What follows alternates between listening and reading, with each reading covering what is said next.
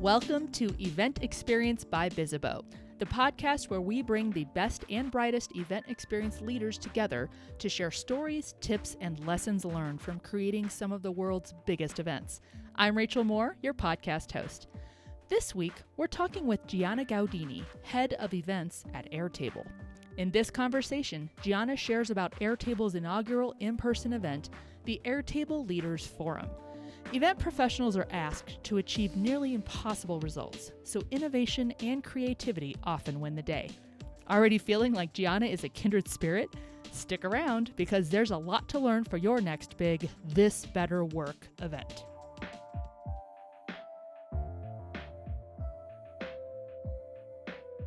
My guest today on the Event Experience podcast by Bizzabo, she has done a lot. She has written a lot. She is a course creator. She is an author, and she is currently the head of events at Airtable, formerly also head of events at AWS and SoftBank Vision Fund, Google Marketing Event Leader, author of The Art of Event Planning, which fortunately we're doing this podcast, we're going to get a little bit of that. She's created a course called The $1 Million Event Career. Who doesn't want that if you're in event planning? And a speaker and advisor, and she's about to speak with us on this podcast.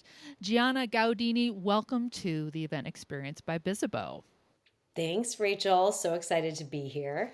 It's lovely to talk to you. And Airtable, I'm trying to think if there's any person in marketing out there who isn't familiar with that brand. Oh, I love you for saying that. Our whole marketing team loves you. It's a really fun brand to represent because literally everyone I know who's used Airtable said they gush, they love Airtable. So it's super fun as a marketer to be able to bring an in-person experience of such a well-loved brand to life. Before we dive into the specific event experience we're going to talk to you about today, can you explain a little bit your role as head of events at Airtable? What does that entail? So it's funny because just to give a little bit of context, I spent the bulk of my career, almost 9 years at Google, and it was an incredible place to learn, to grow, an amazing brand, did some pretty epic things. And I remember saying to myself, well, on maternity leave, the only opportunity I would leave Google for is the opportunity to go build a really incredible event team from the ground up for an organization and really build out the event brand playbook, the team, the portfolio from scratch. That's kind of what led me to SoftBank Vision Fund. But a very similar opportunity presented itself to me with Airtable, the opportunity to join a 2-year-old marketing team. Mm-hmm. So just a very exciting time to join the company as head of events, reporting to our CMO, and really build out what an events function looks for at a company that has never done an event before, especially coming out of COVID when nobody was doing events, let alone a company that had never done events. So that's kind of where I found myself. That does sound super exciting. I know, having been able to meet you in person, you've got the energy for it and the passion, and that seems to have translated into the event we're going to focus on today. So of all the experiences and activations that you've supported, built, designed with yourself and with teams, we're going to zero in on just one today. Please tell us about the event that you're going to describe to us today as if we're meeting it for the first time. What are we talking about here? Okay, so we are going to cover Airtable Leaders Forum, known internally as ALF. It's a really fun acronym. But we developed ALF as our first ever marquee event experience for the company. And what it's really designed to do is create and mature our enterprise pipeline while also connecting our customer community with each other, as well as with our internal leaders and AEs. And it's also a really incredible ecosystem event that provides brand opportunities. So what I like to call, we make brand deposits with key influencers like press and analysts. We educate our partners, bring in that partner ecosystem. And it's also a great opportunity to provide thought leadership via our keynotes, via some incredible third-party speakers, even some really incredible customer speakers.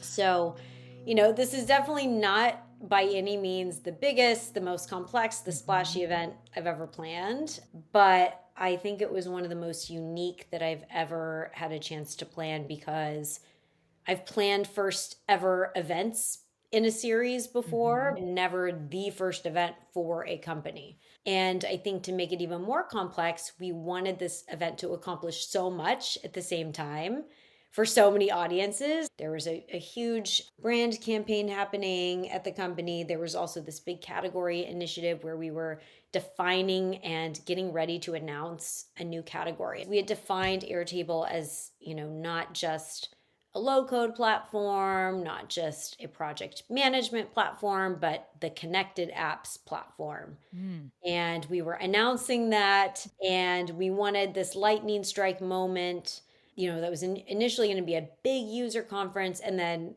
the more that I met with cross functional teams, we realized we don't have enough resources to make this into a giant user conference at this Yeah. stage. Just to invite and get critical mass as a startup at an inaugural event is a huge undertaking. And we needed to prove that out before we took a huge swing, just to be, financially responsible and make sure that we Mhm. were delivering at least on par with ROI and being ROI neutral for this first ever event, because these events are huge investments. Yeah. We did go through many evolutions and kind of landed on this Airtable Leaders Forum, which was going to drive pipeline for us by inviting our leaders from our top enterprise clients. Mm. And Airtable does, we do have 80% of the Fortune 500 clients. So we had some pretty incredible customers on site that want to meet with each other and hear how their peers are using Airtables to solve pain points, and create solutions at their companies.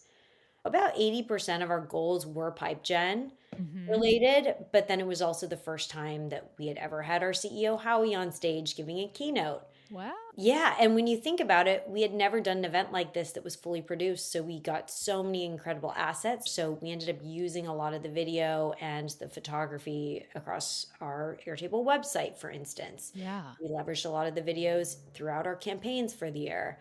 Our customer marketing team was able to come on site and do like close to 10 customer interviews that they were then able to leverage.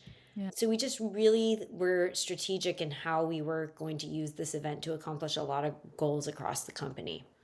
I think having the presence of mind and the thoughtfulness, as you just described, to say, hey, maybe we need to get more targeted or focused with this rather than just force everything through, put all of our resources and maybe overstrapped, overwhelmed resources to work to just forcefully make something happen here.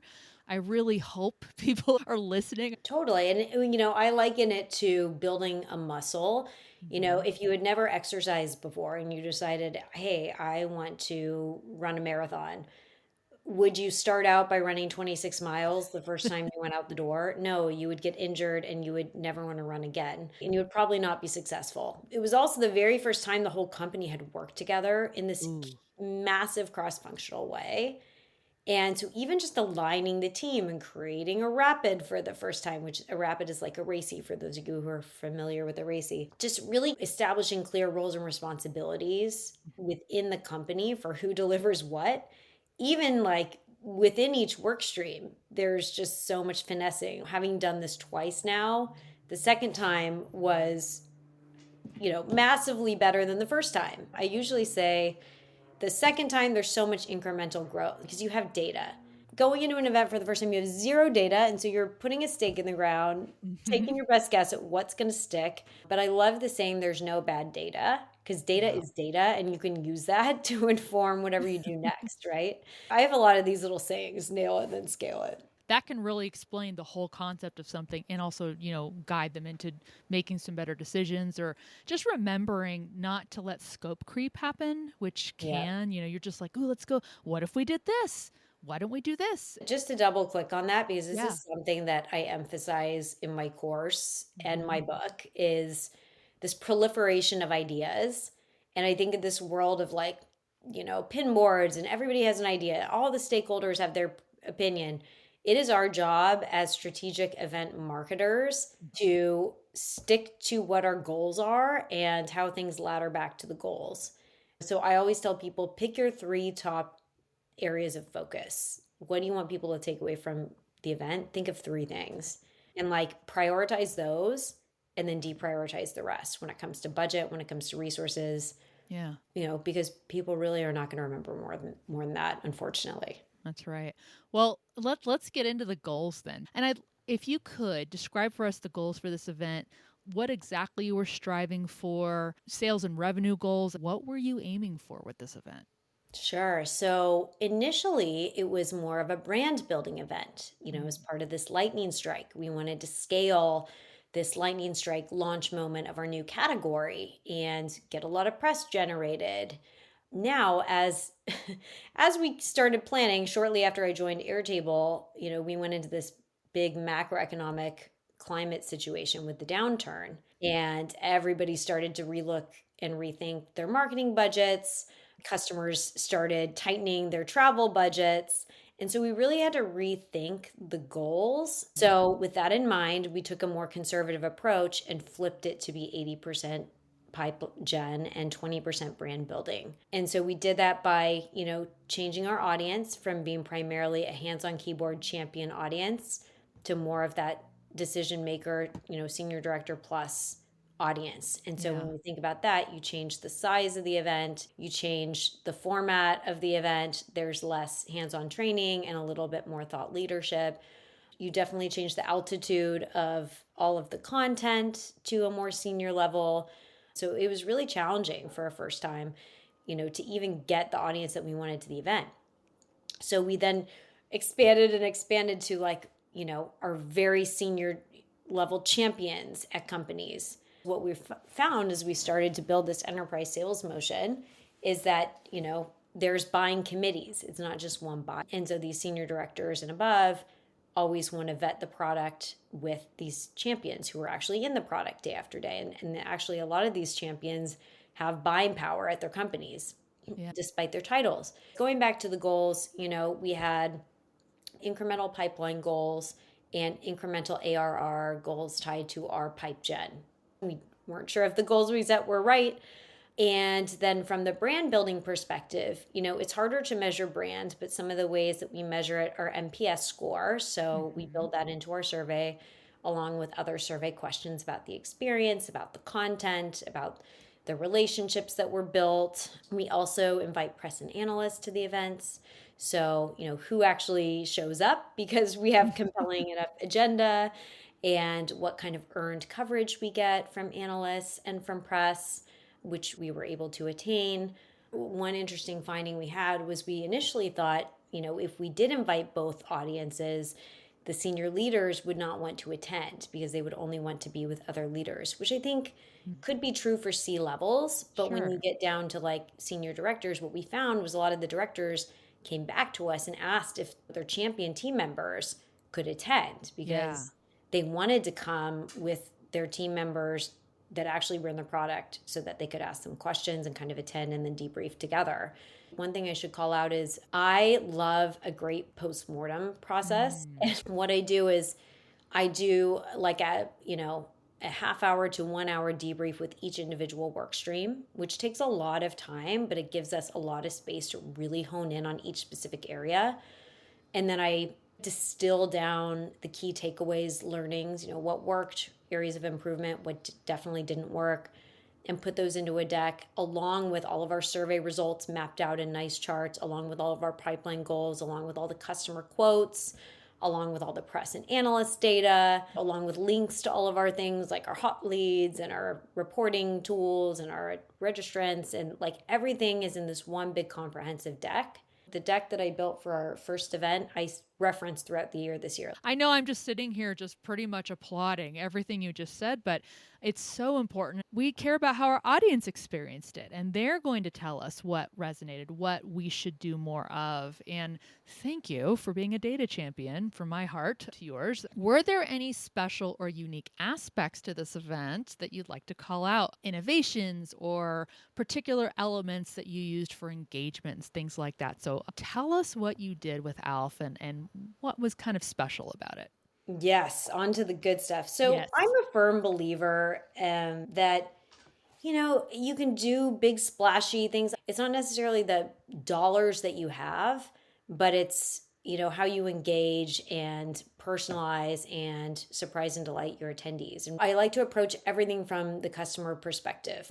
And so I always go through the customer journey with my team, with my agency, and just kind of walk through the whole experience from before the event. But you can also just go as simple as having this thoughtfulness to what is going to alleviate some pain points. Mm-hmm. What's going to make the biggest impact to them and be super effective. There's going to be a line at registration inevitably. What can we do to at least acknowledge that that's annoying and like try to bring some delight? And so I always have like past espresso shots, past juice shots, past Nice. protein balls, just a little something if people are wanting to get their coffee or hungry, like you're kind of acknowledging that and providing that for them because you've thought about it. The first event we did was like still in the middle of COVID. So we passed out water bottles and also had an engraving station on site so people could get their initials on so they wouldn't have to worry Nice. about misplacing them, not being sanitary. But it's also kind of a fun way to personalize it. We had a concierge and like charging stations at all the tables. So it was like when you sat down to eat, you didn't have to like run away and charge your phone. You could just sit there and be present. We had wellness stations going around on dim sum carts for people because it was in the fall when like colds were Oh, happening. wow. I actually got scrappy with my decor. You can be super, super scrappy, and people think it's the greatest thing.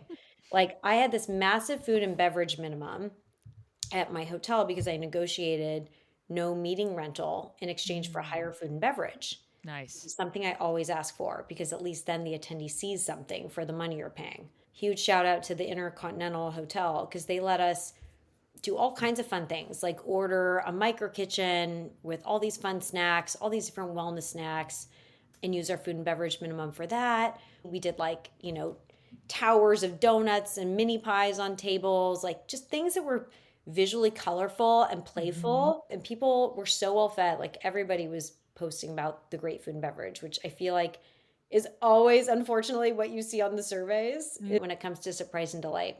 I think when it comes to the content perspective, I was thinking about how we could provide a somewhat tailored experience to the various personas on site. I was part of the leaders track led by the incredible Adrian Seeger, the godfather of the unconference. And so I was able to take some of the techniques that I learned, like the fishbowl, for example, and build some programming that was really kind of more unconference, small group, Yeah. conversational style to meet the needs of customers on site who wanted to learn from other customers, prospects that wanted to learn from other customers that were, in similar functions or industries as them and learn from each other in small group settings.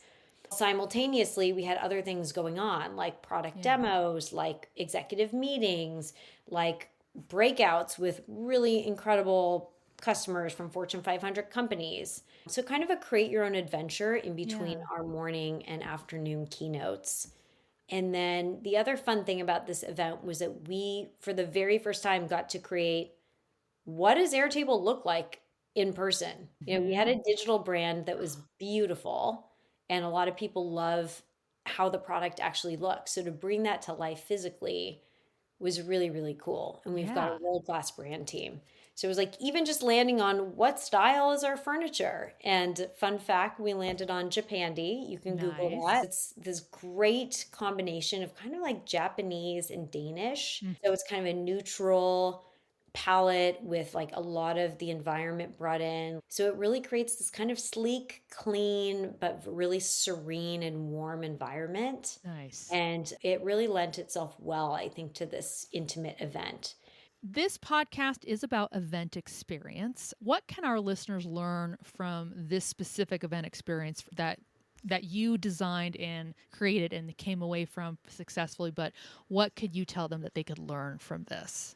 I'm a firm believer in strategy, but I also believe that customers notice the small details. And when they see an experience that's well thought out, and when you think of Maslow's hierarchy, when all their basic needs are met, and then Mm-hmm. you also go above and beyond, it signals to them that this is the way that they will be treated as your customer. And so it really does, I think, impact the business. We are Right. all human and we have emotions and we do care about these things. And then I think another thing is bigger isn't always better. More Mm. is not always more, is Yep. not always better. Focus on the attendees' ROI and what they're going to get out of it. And remember as much as your own ROI.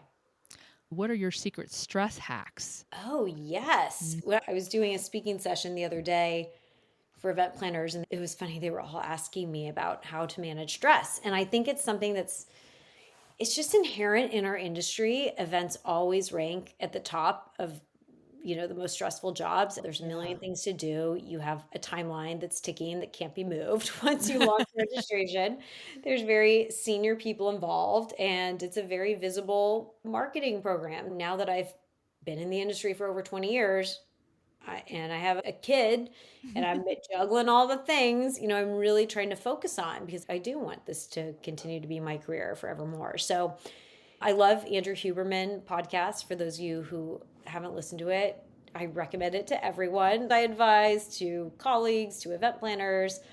It's an amazing podcast. Huberman is a professor at Stanford, and he has all these really great speakers and hacks, biohacks. My new favorite trick, you will never believe this, is ice baths. And I swear to God, I never thought I would take an ice bath in my life. I hate the cold. I hate cold water. Like, there's no way. But I tried it at a health spa last year, and I realized how incredible it makes you feel. And so then at home, I started trying them just in my bathtub, like literally dumping ice in a bathtub. And so on days when I really need to perform or be mentally clear, or just need my immune system kicked on, or I'm tired from a bad night's sleep, I take an ice bath, like 9 minutes. It's incredible. It gives you this it teaches your body how to just remain really cool and focused under stress. And then it really invigorates you without like any kind of caffeine jitters or anything. Ooh. So that's my new favorite stress hack. Lastly, where can our listeners find and follow you online, Gianna? I am super easy to find. You can find me at giannagaudini.com, Gaudini. You can find my course at giannagaudini.com/course.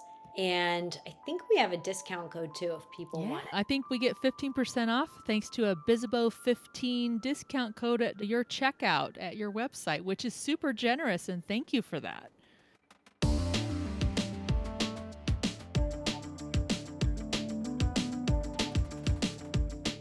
Let's skill up with Gianna. When we asked her what she'd like event planners to know as they level up their approach to gatherings, here's what she had to say about the math that matters to all of us. One of the things is there's no bad data. Like I said, we talked a lot about that, but sometimes you have to just make your best educated guess and put a stake in the ground. And then you launch and iterate. Thanks again to Gianna Gaudini of Airtable for joining us on Event Experience, and thank you for listening. You can find Gianna's course at giannagaudini.com. Use the discount code BIZZABO15, that's BIZZABO15, at checkout for 15% off. If you're enjoying this show, we'd love to hear it. Connect with us on social and subscribe, rate, and review us wherever you're listening. Also, don't forget to share the show with your colleagues and friends. You can find transcripts of each episode and key takeaways on bizzabo.com/podcasts. On behalf of the team, thank you. We'll gather again soon for a new episode of Event Experience.